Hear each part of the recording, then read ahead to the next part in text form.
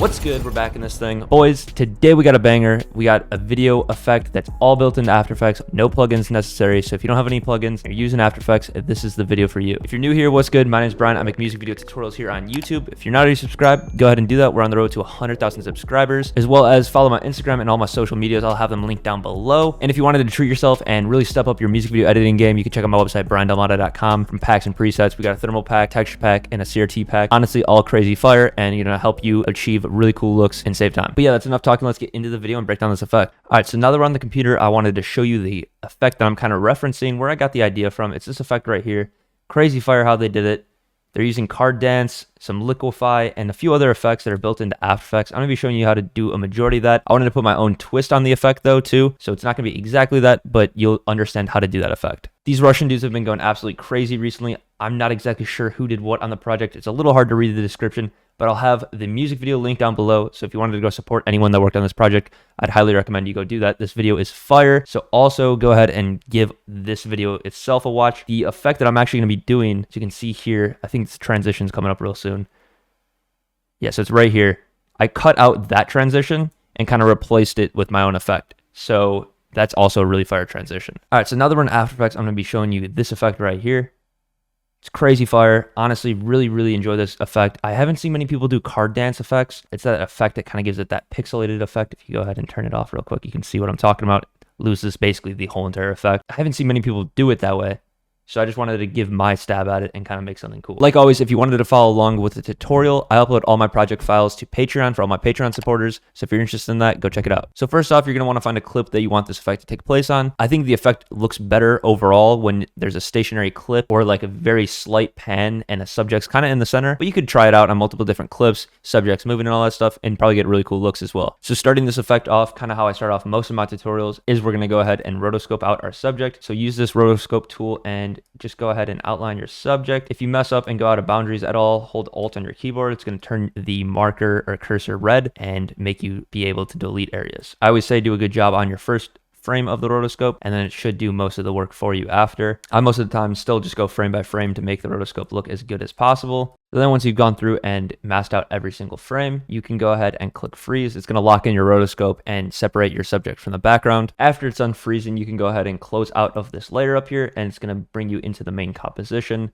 where your background should be masked out from your subject. And then go ahead and go to your roto brush effect on the clip itself and play around with the shift edge, the feather, all that stuff to make it look a little bit better and make the rotoscope look a little cleaner. You can see we have a little bit of like the sky and stuff still in frame. So I'm just going to go shift edge all the way in and then bring up the feather a little bit as well. Now that rotoscope is looking pretty clean, and for the sake of tutorial, it's actually perfect. So let's go ahead and duplicate that layer by clicking Control D on your keyboard and then deleting the roto brush effect from the background layer. That way the top layer is your subject, the background layer is just the normal clip. After that, we're going to want to add the card dance effect onto the video itself.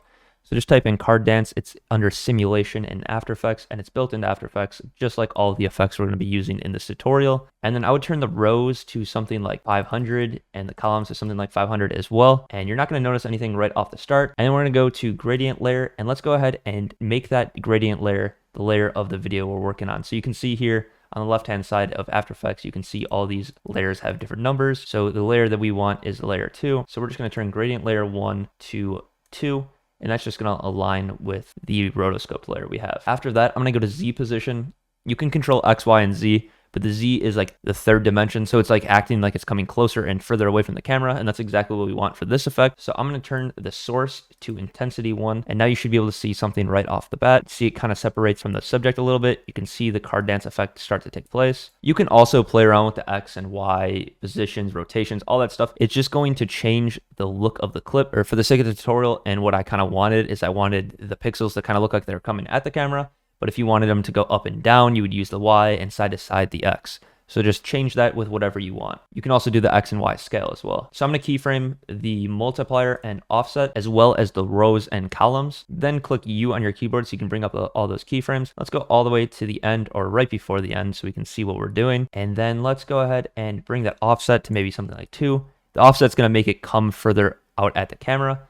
And then the multiplier, we're also going to bring that up maybe to something like 5. We can see what that looks like, and it's starting to look better. But let's go ahead and keyframe the rows and columns up a lot. Basically what the rows and columns are doing are they're making these particles either smaller or bigger So the higher number you have, the smaller they're going to be, the lower number you're going to have, the bigger they're going to be as particles. And I'd recommend keeping it the same number each time so it's a perfect square. If not, you can see what that does. It kind of like stretches it out. You'll see once it loads here. But you can see now it's not a perfect square, it's more of a rectangle. And the higher number you have, the more intensive it will be on your computer. So if you're practicing the effect, maybe just stick around 100 by 100. And then when you go ahead and go to actually finalize the clip or the effect, you can bring that up to 1,000 and it'll be a lot easier on your computer. So I'm gonna bring up the intensity a little bit more, just to like around 8. And that's pretty much it for the card dance. I'm gonna go ahead and highlight those and click F9 just to easy ease them. And this effect is going to take a while to render. So like I said, if you were trying to add on other effects and kind of see what it looks like while you're editing it and kind of adding and subtracting effects, I would recommend maybe holding off on keyframing the rows and columns until the end. But I kind of know what we're going for in this effect. So I'm just gonna go ahead and render this out and show you what it looks like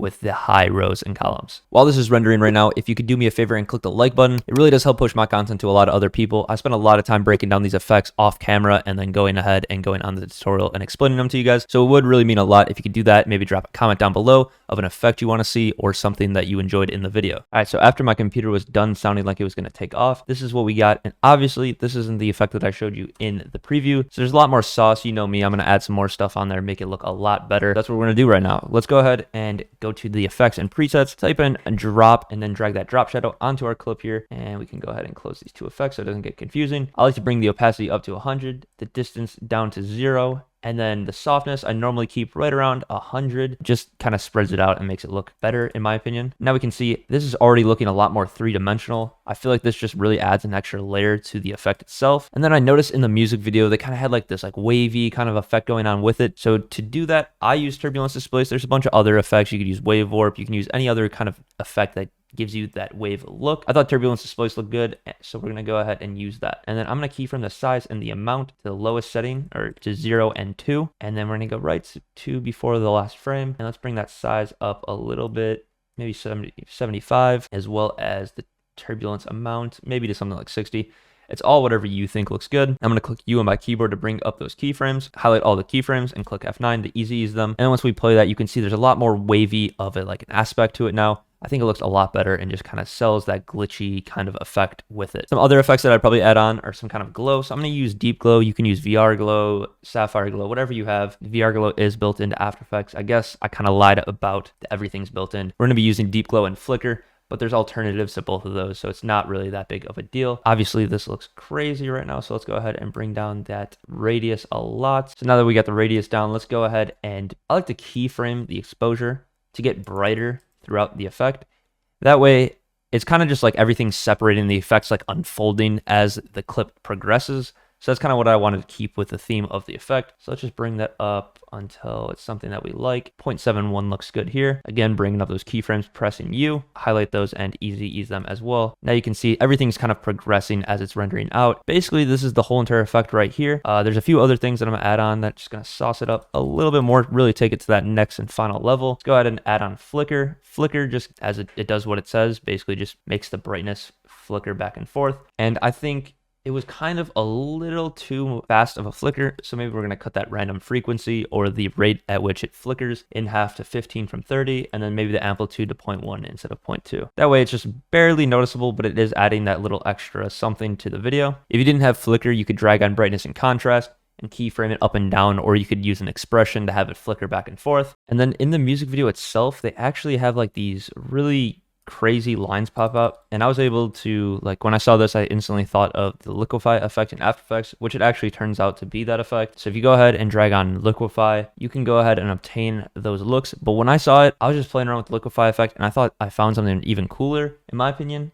And it's using this effect down here. It's like the bottom left. It's the one to the right of the bottom left. If you click on these icons here, it should bring up a brush. There is a bug going around with After Effects right now with the liquefy effect that it doesn't show up the brush. So if that happens to you, you can see here, I looked it up. There's a lot of people that are complaining about this. The workaround I found was to go and select the tool you want. So for us, let's use the liquefy. Let's go ahead and change the brush options real quick, bring up the pressure a little bit. And then if you double click on the layer, it'll bring you into a layer instead of a composition. And I noticed it popped up for me, which sucks if you were looking to do something with the background, because obviously now you can't do it. Maybe if you restart your computer, restart After Effects, maybe it'll fix it. It worked on the last one I did where I was able to see the background and I was able to work in the composition. So it's not something that always happens, but if it does happen to you, that's how you go ahead and fix it. So you can see if you just drag around, obviously this looks really weird or whatever. I was just showing you a quick example. If you do that on the first frame and then go to distort percentage, and then you can go 10, 20 frames to the right and keyframe that down to 0. Now you can see we have something really similar to what they had, where these lines go back in. I think it looks good, and I was playing around with the liquefy effect itself. Let's go ahead and delete that and add another liquefy effect on so I can show you what I did. And I used this one that's like the bottom left and then one to the right. I don't know exactly what it's called. Shift pixel tool, I guess. And then double click on the layer because mine's bugging. And then I just went back and forth, went side by side while clicking, and it like made this like ripple effect. And you can see here once I'm done, it'll look really cool. And then let's go ahead and close out that layer. And then let's keyframe that distortion percentage. We can even keyframe it all the way up to 200 and go maybe like 20, 30 frames to the right. That's what I did at least. And then I keyframe that down to 0. And I'm going to go in and press U, easy ease those. And then you can see once that renders out, you got like this, it kind of goes along with that glitch kind of look. Kind of looks like something's rendering in, right? And then it just goes to the effect. I thought it was a really cool sequence, super fire effect, and I just like the way it came out. But yeah, that's pretty much all I got for you guys in this tutorial. If you made it all the way to the end, like always, I do appreciate you. If you haven't already, like, comment, subscribe, do all that YouTube stuff. Go ahead and follow me on Instagram. I actually tease this effect on Instagram, so if you're following me there, you get to know a little bit earlier. If you're watching this video the day it comes out, or kind of exactly when it's coming out, I'm actually going to be streaming on YouTube later, watching the contest submissions with Dryboy, so definitely come through there. I think we're going to be streaming like 6, 7 p.m. Central Standard Time, so set the reminders, ring the bell or whatever on YouTube so you get notified. If you wanted to support the channel, you can check out my website, BryanDelimata.com. You got packs and presets, super fire assets that are going to help you level up your music video editing game, as well as support the channel at the same time. But yeah, that's pretty much all I got for you guys in this one. Peace.